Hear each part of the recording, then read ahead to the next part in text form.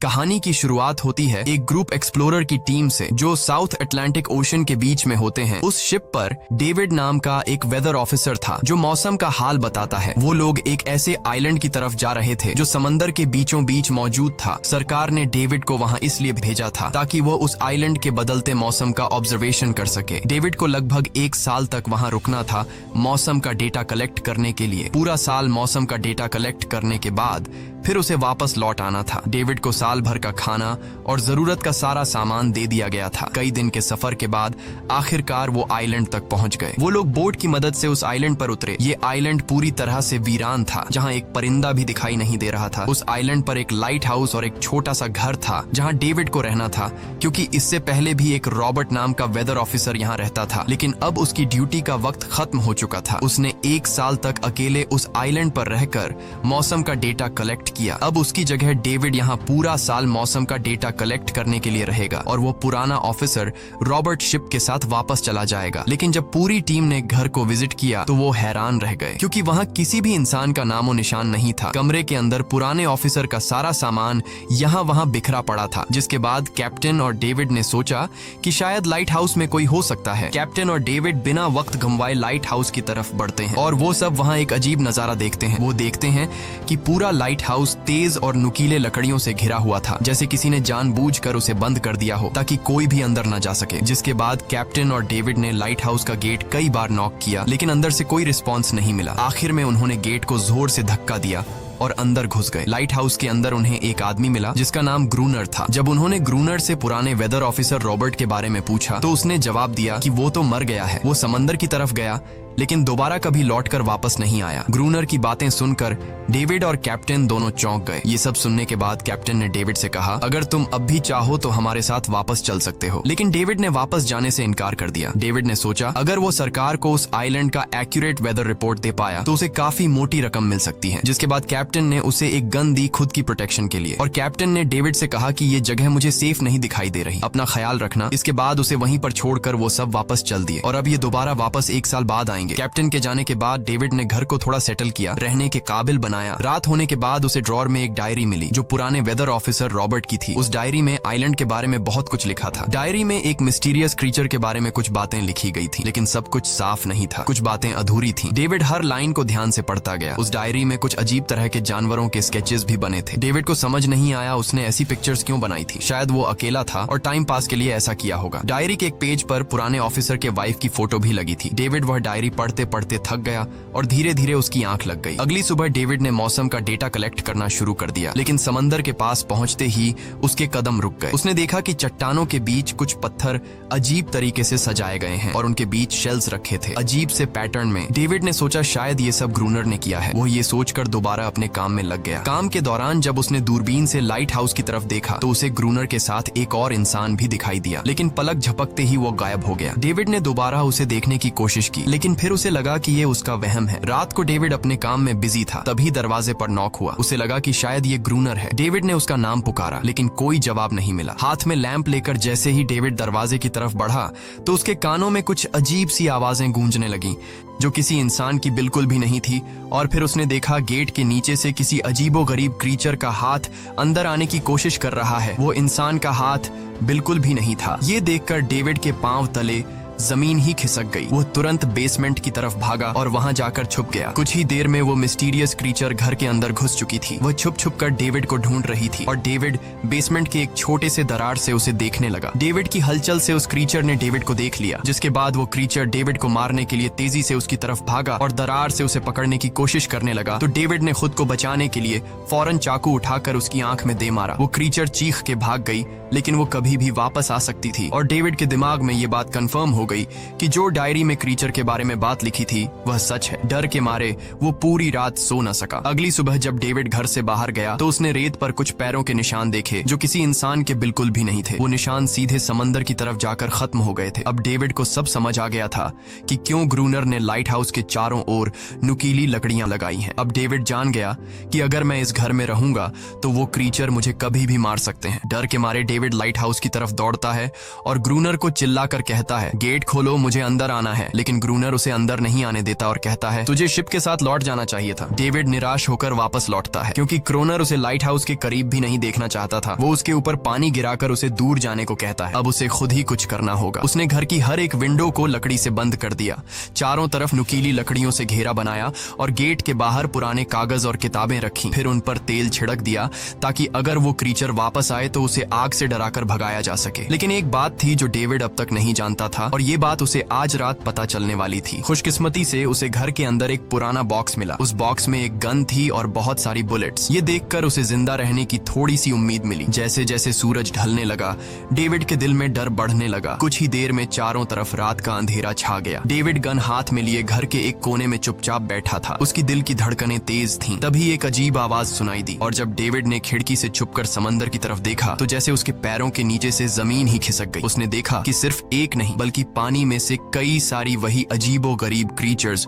उसकी तरफ बढ़ रही हैं। कुछ ही देर में वो सब इकट्ठा होकर कमरे का गेट तोड़ने की कोशिश करने लगे। डेविड ने तुरंत गोलियां चलानी शुरू की, जिनमें से कुछ क्रीचर्स गिरकर मर गए। डेविड को लगा कि गोली की आवाज सुनने के बाद वो डरकर भाग जाएंगे, लेकिन अपने साथियों को मरता हुआ देखकर वो और भी ज्यादा गुस्सा हो गए। तब डेविड प्लान बी अपनाते हुए गेट के बाहर रखे कागजों और पुरानी किताबों को आग लगा देता है। आग देखकर वो क्रीचर्स डर के मारे वापस समंदर में लौट गए, लेकिन अब वही आग डेविड के घर तक पहुंच चुकी थी। घर के दरवाजे ने आग पकड़ ली और धीरे धीरे फैलने लगी क्योंकि पूरा घर लकड़ी का बना हुआ था। डेविड ने तुरंत एक चादर में खुद को लपेटकर अपनी जान बचाई और बाहर निकलकर लाइट हाउस के पास एक बड़े पत्थर के पीछे छुप गया। क्रीचर्स को शूट करते वक्त डेविड के हाथ में काफी गहरी चोट भी आई। तभी अचानक तेज बारिश शुरू हो गई। आग धीरे धीरे बुझने लगी, लेकिन पूरी रात की बारिश के बाद भी सुबह तक डेविड अपना घर नहीं बचा पाया। पूरा घर जलकर लगभग राख हो चुका था। अब अगर डेविड को जिंदा रहना है तो उसे लाइट हाउस में पनाह लेनी होगी। उसने अपनी राइफल उठाई और लाइट हाउस के पास के पत्थरों के बीच छुप गया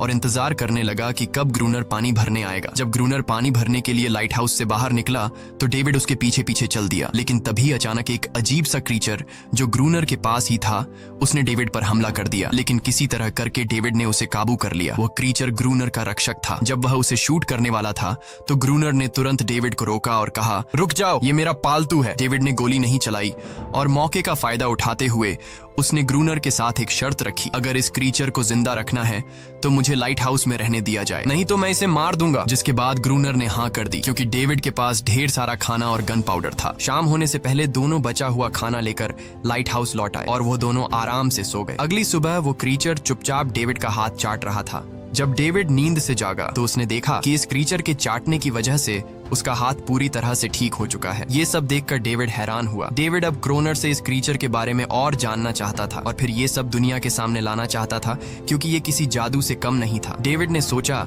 अगर इस क्रीचर का राज दुनिया के सामने हम लाते हैं तो डेविड और क्रोनर दोनों बहुत सारा पैसा और नाम कमा लेंगे। लेकिन क्रोनर को ये सब नहीं चाहिए था। वो इस आइलैंड से कहीं नहीं जाना चाहता था। क्रोनर का अब इस दुनिया में कोई नहीं बचा था। उसके लिए ये आइलैंड परफेक्ट था जहां वो अपने आप को एक किंग समझता था और अपनी मर्जी का मालिक। इसी वजह से उसने आइलैंड के कई हिस्सों में लिख दिया था, क्रोनर यहाँ का बादशाह है। लेकिन डेविड को ये समझ नहीं आ रहा था कि ये अजीब सी क्रीचर क्रोनर की फालतू कैसे बनी। तो क्रोनर ने बताया कि एक बार क्रोनर ने उसकी जान बचाई थी। वो गलती से उसके फिशिंग नेट में फंस गई थी। तब ये क्रीचर छोटी थी और उस दिन के बाद से वो क्रोनर के साथ ही रह गई। उसकी हर बात माननी शुरू कर दी। लेकिन क्रोनर एक सख्त इंसान था। वो इस क्रीचर के साथ बहुत बुरा बर्ताव करता था। क्रोनर हर दिन इस क्रीचर के साथ फिजिकल रिलेशन रखता था। क्रोनर ने बताया कि एक बार इस क्रीचर ने मुझ पर हमला भी किया था और उसके बदले में क्रोनर ने उसे ऐसी सजा दी कि उस सजा के बाद वो क्रीचर अपने आप को क्रोनर की गुलाम समझने लगी। और आप सब भी समझ गए होंगे कि हर रात वो क्रीचर समुद्र से बाहर क्यों आते हैं। वो सभी इसलिए आते हैं ताकि अपने साथी को क्रोनर से छुड़वाकर वापस ले जाए। लेकिन क्रोनर ऐसा नहीं होने देता। वो क्रीचर्स दिन के उजाले में अटैक नहीं कर सकते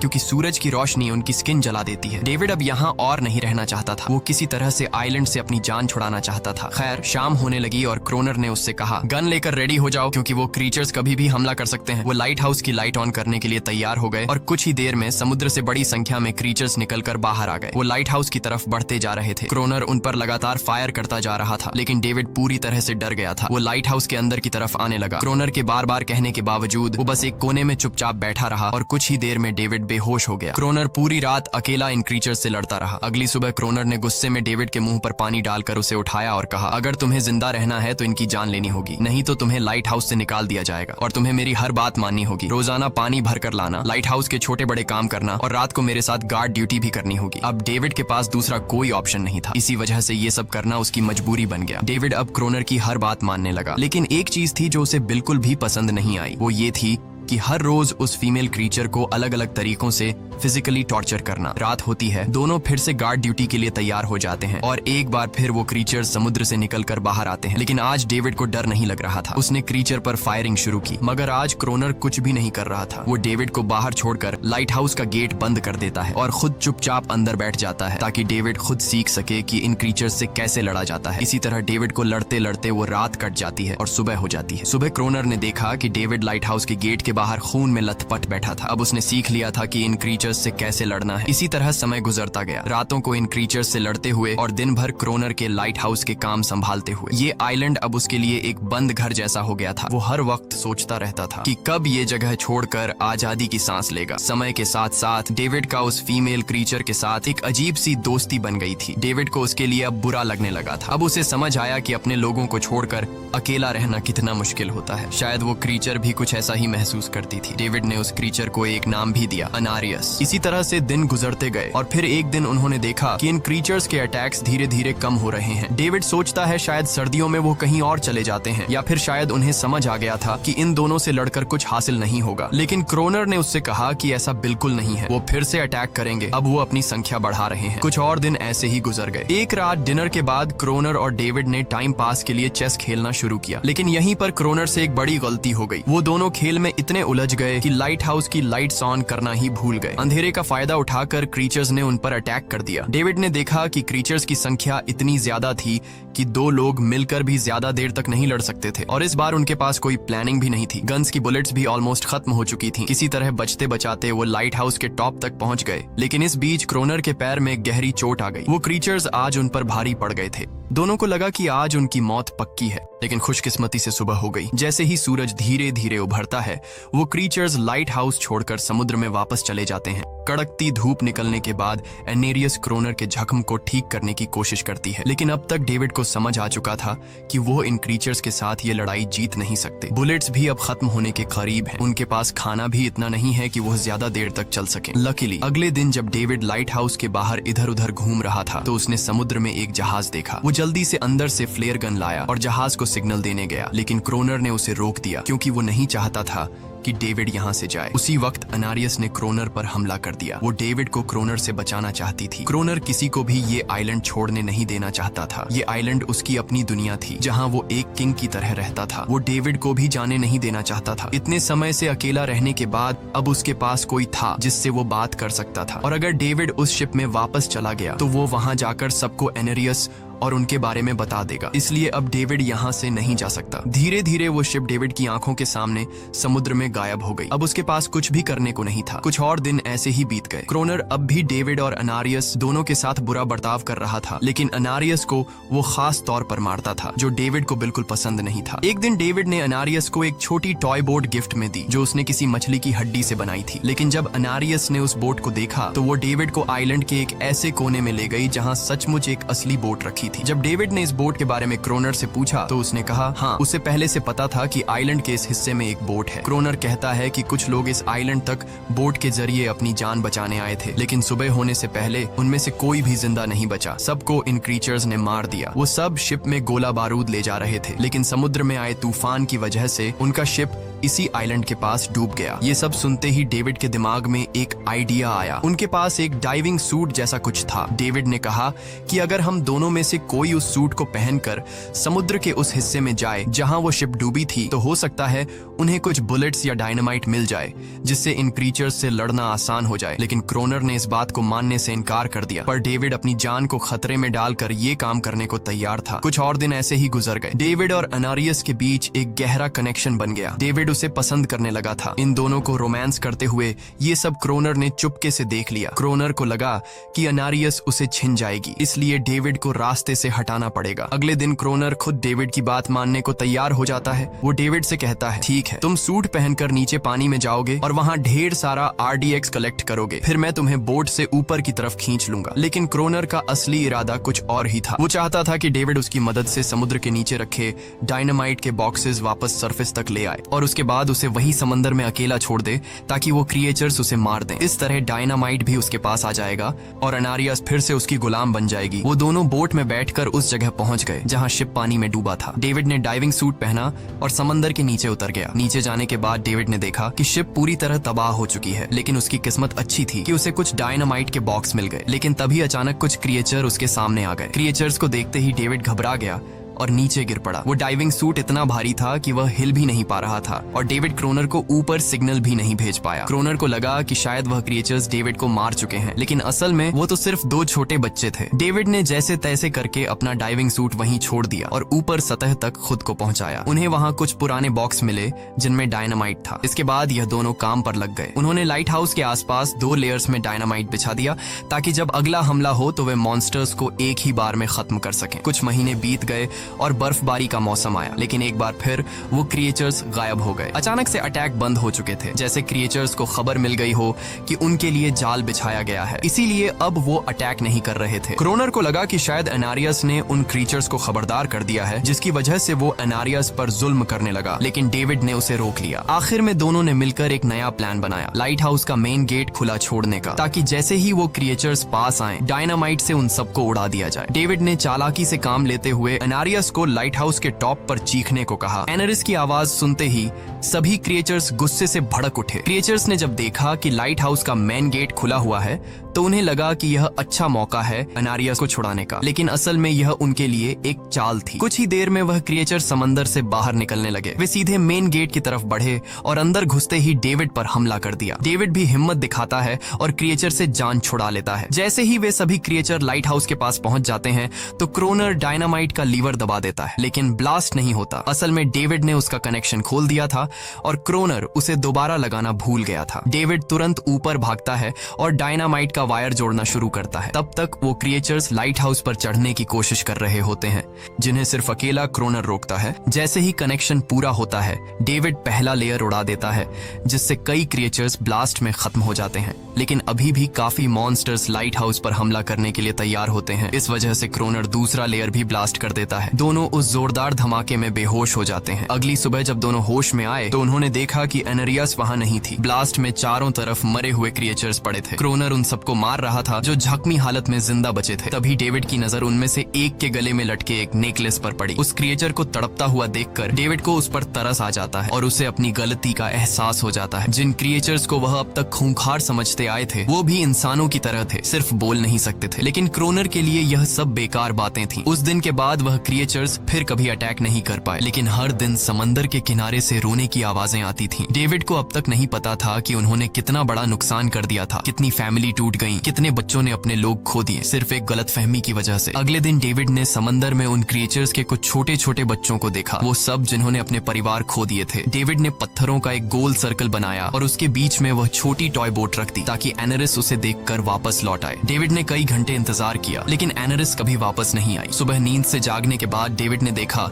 कि क्रोनर सो रहा है। क्रोनर के पास कुछ पुरानी चीजें रखी थीं, उनमें एक पुरानी तस्वीर भी थी और जैसे ही डेविड ने उस तस्वीर को देखा वह हैरान रह गया। वह लड़की जिसका फोटो उसने पहले दिन पुराने ऑफिसर रॉबर्ट की डायरी में देखा था वह कोई और नहीं बल्कि क्रोनर की पत्नी थी और फोटो में क्रोनर उसके साथ खड़ा था। असल में 1 साल पहले आए वेदर ऑफिसर रॉबर्ट मरा नहीं, बल्कि उसने अपनी पहचान बदल दी थी, यानी क्रोनर ही वेदर ऑफिसर रॉबर्ट है, बस उसने अपना नाम बदल लिया था क्योंकि अब वह कभी इस आइलैंड को छोड़ना नहीं चाहता था। ये सब देखकर डेविड ने भी यह उम्मीद छोड़ दी कि वह कभी इस आइलैंड से जा पाएगा। अगले दिन शाम को जब डेविड समंदर के किनारे गया उसने देखा कि उस सर्कल में रखी छोटी बोट अब वहां नहीं थी, लेकिन उसी जगह पर उसने एक क्रीचर का छोटा सा बच्चा देखा जिसके हाथों में वह बोट थी। डेविड ने अपने हाथ में जलती हुई लकड़ी को उस सर्कल के बीच में फेंक दिया ताकि वह दिखा सके कि उसका इरादा लड़ने का नहीं है और उसे किसी को खतरा महसूस न हो। वह उनके साथ दोस्ती करना चाहता था। कुछ ही देर बाद समंदर की लहरों से एनारिस निकलती है और उसके पीछे पूरा क्रीचर्स का ग्रुप भी समंदर से बाहर आता है, लेकिन इस बार कोई भी डेविड पर अटैक नहीं करता क्योंकि वे भी अब शांति चाहते हैं। उनका इरादा सिर्फ एक सुरक्षित जगह पाने का था अपने बच्चों के लिए। लेकिन तभी वहां क्रोनर हाथ में बंदूक लिए पहुंच जाता है। क्रोनर को लगता है कि अगर शांति हो गई तो उसे सबसे ऊपर होने का एहसास कैसे होगा। डेविड उसे समझाने की कोशिश करता है कि ये क्रीचर्स लड़ना नहीं चाहते, ये शांति चाहते हैं, लेकिन ग्रोनर किसी की नहीं सुनता। वो एनेरियस से चिल्लाकर कहता है अंदर चली जाओ, लेकिन ये पहली बार था कि एनेरियस ने उसकी बात नहीं मानी, क्योंकि अब वह उसकी नौकरानी नहीं थी। यह देखकर क्रोनर को लगता है कि अब इस आइलैंड पर उसकी बादशाहत नहीं रही। क्रोनर खुद को अंदर से कमजोर महसूस करने लगता है, क्योंकि अब कोई भी उसका हुक्म नहीं मान रहा था। गुस्से में उसने लाइट हाउस की तरफ कदम बढ़ाए। डेविड को लगा शायद क्रोनर को अब समझ आ गया होगा कि हर एक जानवर आजादी चाहता है, कोई भी किसी का गुलाम बनकर नहीं जीना चाहता। लेकिन क्रोनर के सर से बादशाहत का भूत कहां उतरने वाला था। जैसे ही वह लाइट हाउस पहुंचा, उसने सिग्नल गन से एक फ्लेयर छोड़ी जो सीधा जाकर एक क्रीचर के बच्चे से टकरा गई। उस बच्चे की तुरंत मौत हो गई। सभी क्रीचर्स डर के मारे भाग गए और एनेरियस ने भी डेविड पर अपना पूरा भरोसा खो दिया। गुस्से से पागल डेविड तुरंत लाइट हाउस की तरफ भागता है क्रोनर को सबक सिखाने। डेविड उससे लड़ने लगता है, क्यों किया तूने ये सब? ये लोग तो बस शांति चाहते थे। लेकिन क्रोनर इतना हिंसक हो चुका था कि उसने डेविड को मारने का फैसला कर लिया। वह हाथ में लोहे का रॉड लेकर जैसे ही डेविड पर वार करने जा रहा था, डेविड ने उसे उसके असली नाम से पुकारा और कहा, रुक जाओ रॉबर्ट, तुम खूनी नहीं हो। ये सुनकर क्रोनर एकदम रुक गया। असल में रॉबर्ट ऐसा इंसान कभी था ही नहीं। इस आइलैंड पर आने के बाद अकेले रहने की वजह से उसकी मेंटल हेल्थ बिगड़ चुकी थी। अकेलापन, अपनी पत्नी की मौत और गहरा डिप्रेशन, इन सब ने उसे ऐसा बना दिया था। वह असल में कोई किलर नहीं था, वह एक अच्छा इंसान था। क्रोनर को एहसास हुआ कि ये क्रीचर्स कभी लड़ना नहीं चाहते थे, वे बस शांति चाहते थे। क्रोनर ने उन्हें सिर्फ इसलिए मारा ताकि वह खुद को पावरफुल दिखा सके, और अब क्रोनर को अपनी गलती का एहसास हो चुका था। इसीलिए उसने खुद को उन क्रीचर्स के सामने सरेंडर कर दिया और कुछ ही पलों में उन्होंने उसे मार दिया। डेविड लाइट हाउस के अंदर खुद को लॉक कर लेता है। समय ऐसे ही बीतता चला जाता है और 1 साल बाद आइलैंड पर एक गवर्नमेंट अफसर आता है, साथ में एक नया वेदर ऑफिसर भी होता है। अब नए गवर्नमेंट अफसर ने इस आइलैंड पर वेदर मॉनिटर की ड्यूटी करनी थी। जब कैप्टन पिछले अफसर के बारे में डेविड से पूछता है तो डेविड भी वही बात करता है कि वह पानी की तरफ गया था लेकिन कभी वापस नहीं आया, और वेदर ऑफिसर को भी लगता है कि डेविड ही ग्रोनर है। डेविड ने भी उनकी इस गलतफहमी को ठीक नहीं किया। वह चुपचाप बालकनी पर गया और खड़ा हो गया बिना कुछ कहे, क्योंकि अब वह भी इस आइलैंड को छोड़ना नहीं चाहता था, बिल्कुल क्रोनर की तरह। इसी दौरान एनेरिस भी अपने परिवार के साथ खुश थी। अब उन्हें किसी क्रोनर जैसे आदमी का डर नहीं था। अब वे आइलैंड पर भी और समंदर में भी आजादी से जी सकते थे। इसी के साथ कहानी खत्म हो जाती है। अगर वीडियो आपको अच्छी लगी हो तो हमारे चैनल को जरूर सब्सक्राइब